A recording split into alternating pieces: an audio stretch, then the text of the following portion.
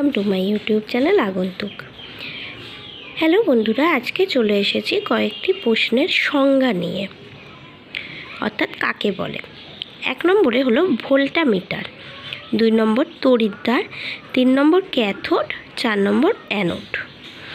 এবার দেখো ভোল্টামিটার কাকে বলে।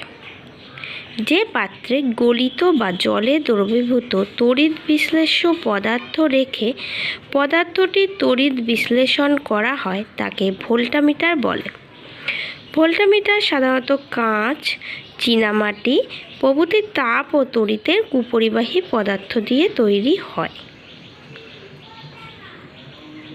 নেক্সট হলো তড়িৎদ্বার কাকে বলে।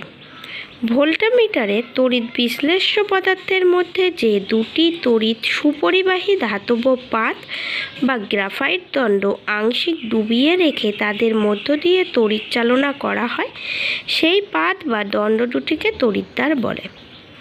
এবার অ্যানোড কাকে বলে। 3 নম্বরে যে তড়িৎদ্বারটি ব্যাটারির পজিটিভ বা ধনাত্মক মেরুর সঙ্গে যুক্ত থাকে তাকে অ্যানোড বা ধনাত্মক তড়িৎদ্বার বলে।